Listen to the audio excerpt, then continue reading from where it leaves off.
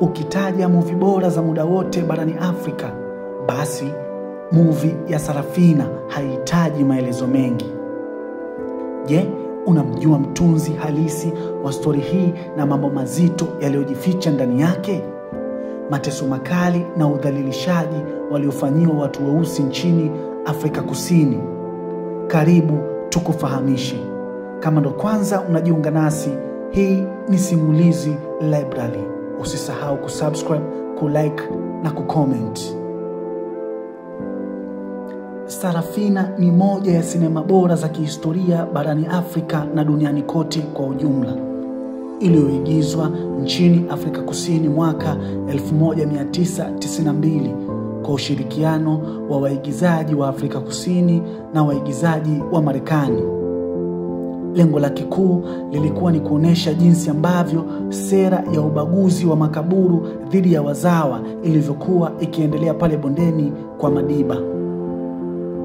Filamu hii inaelezea maisha ya Sarafina na vijana wengine wa Soweto waliopigania haki zao dhidi ya utawala wa kibaguzi wa rangi miaka ya 90 pale bondeni kwa Madiba. Filamu hii ilitoka mwaka 1992, lakini ujumbe wake kwa jamii bado unadumu hadi leo hii. Heko na kongole ziende kwake mtunzi, sio tu kwa filamu ya burudani, bali ni historia inayopaswa kukumbukwa daima. Najua kuna maswali mengi sana unajiuliza, likiwemo hili: je, mtunzi wa filamu hii ni nani? Mtunzi wa filamu hii ni Mbongeni Ngema, mwandishi, mwigizaji na mtayarishaji kutoka Afrika Kusini. Mwamba alizaliwa mwaka 1955. Ngema anajulikana kwa kazi zake zinazoangazia historia na mapambano ya watu wa Afrika Kusini dhidi ya ubaguzi wa rangi. Alitunga na kuandika tamthilia ya Sarafina ambayo baadaye iligeuzwa kuwa filamu mwaka 1992. Kazi hii inaangazia uasi wa wanafunzi wa Soweto mwaka 1976 dhidi ya mfumo wa elimu wa kibaguzi. Filamu hii iliibua hisia kali duniani kote kwa ujumbe wake wa ujasiri, haki na matumaini.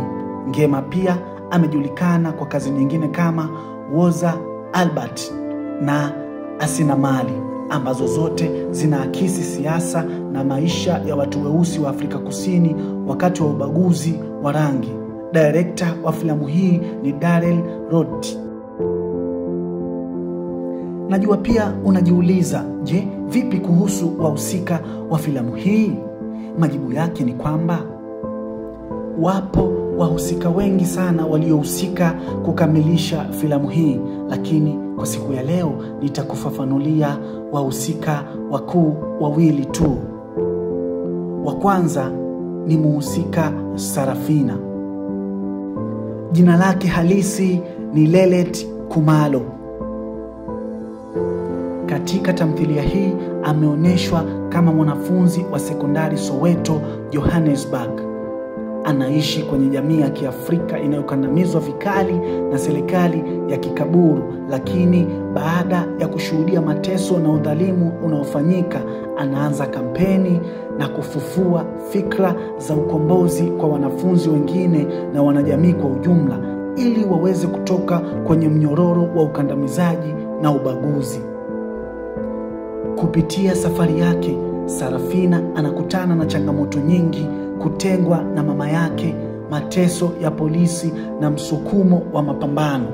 Lakini pamoja na yote hakutetereka. Kwa kizazi cha sasa, kumpata mwanamke kama Sarafina ni ngumu sana na haiwezekani. Kwenye wanawake 10,000 unaweza kupata mwanamke mmoja tu mwenye tabia na ujasiri kama wa mhusika Sarafina katika sinema hii. Mhusika wa pili ni Mary Masumbuka. Jina lake halisi ni Whoopi Goldberg. Ameigiza kama mwalimu wa historia aliyempa Sarafina hamasa ya kuamini kuwa vijana wanaweza kuleta mabadiliko. aina ya mwalimu ambaye sio tu anafundisha, bali mwalimu anayeweza kuamsha ari na morali ya kupambana na makaburu ndani ya mioyo ya wanafunzi wake. Kwenye fasihi tunasema anastahili kuigwa kwenye jamii kutokana na mchango wake chanya aliouleta kwa wanafunzi wake. Sarafina na Mary Masombuka, wawili hawa ndio walikuwa injini ya kuanzisha zile kampeni za kupambania haki na kutokomeza ubaguzi pale bondeni kwa Madiba. Najua utajiuliza pia, je, muundo uliotumika katika tamthilia hii ni upi? Muundo uliotumika katika filamu hii ni muundo mchanganyiko ambapo umejumuisha vipengele vya kijamii, kisiasa na kihistoria, huku ukitumia mbinu mbalimbali za kisanaa. Kama ulidoji vipindi vya fasihi andishi na fasihi simulizi, huwezi kuelewa chochote hapo chini. Muundo wa kwanza ni muundo elekezi, yani narrative structure.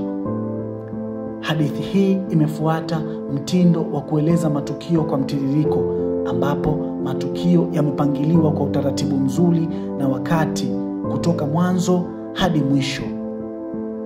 Muundo wa pili uliotumika ni kumbukumbu na mdahalo, yani flashbacks and dialogues. Filamu hii pia imetumia mbinu ya mazungumzo ya wahusika ndani yake. Vile vile imeonyesha kumbukumbu za maisha ya Sarafina na familia yake hapo awali, hivyo kutengeneza miundo hiyo kama ilivyoelezewa. Muundo wa mvutano na kilele, yani conflict and filamu hii ina mvutano mkubwa kati ya wahusika na makaburu. Mvutano huu umejenga kilele cha filamu, ambapo ulipelekea maandamano ya wanafunzi dhidi ya serikali ya makaburu. Kilele hiki kimeleta mabadiliko muhimu katika hadithi hii. Muundo wa 4, filamu hii imetumia muziki na dansi tofauti na filamu nyingi za kisasa na kisiasa. Sarafina imetumia muziki kama silaha ya mapambano, ambayo nyimbo kama Soweto Blues, Freedom is Coming Tomorrow, uliomaanisha licha ya giza na magumu, uhuru utakuja, na wimbo mwingine uliitwa Sechaba. Nyimbo hizi zilitoa matumaini, huku zikiakisi maumivu na ukali wa maisha ya chini ya ubaguzi wa rangi.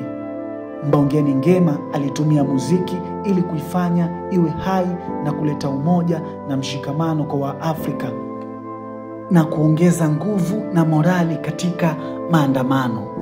Hiyo ni baadhi tu ya miundo iliyotumika, lakini iko miundo mingi sana ndani ya tamthilia hii. Najua pia utajiuliza kuhusu historia halisi ya maandamano ya Soweto mwaka 1976. Maandamano haya yalizuka baada ya wanafunzi kupinga serikali kulazimisha lugha ya Kiafrika itumike kufundishia mashuleni. Wanafunzi walipinga vikali, maana lugha hiyo ilionekana kama ishara ya ukandamizaji wa wazungu dhidi ya Waafrika. Mnamo Juni mwaka 1976, mitaa ya Soweto kiliwaka sana. Damu zilimwagika haswa. Maelfu ya wanafunzi wa shule za sekondari waliingia mzigoni. Mwanzoni maandamano haya yalikuwa ya amani, lakini yaligeuka kuwa umwagaji damu pale polisi walipotumia risasi za moto kuwatawanya waandamanaji. Mwanafunzi Hector Peterson aliyekuwa na miaka 13 wakati huo aliuawa, na picha yake akiwa amebebwa na kijana mwenzake ilisambaa duniani kote, ikiakisi ukatili na ubaguzi wa rangi. Zaidi ya watu 600 walikufa, lakini harakati hizi zilivunja hofu na kuleta msukumo mpya wa mapambano dhidi ya ubaguzi wa rangi. Maandamano haya yalipelekea kuanguka kwa apartheid policy, na ndio maana Juni 16 huadhimishwa kama siku ya vijana nchini Afrika Kusini, ikiwa kumbukumbu ya ujasiri wa wanafunzi waliopigania haki yao. Asante kwa kutazama video yetu. Kwa mahitaji ya video hii na video nyingine nyingi, tafadhali bonyeza alama ya subscribe. Usisahau kulike na kucomment ili uweze kuwa mwanafamilia wa Simulizi Library na uwe wa kwanza kupata video zetu pindi tu zinapowekwa hewani. Asante.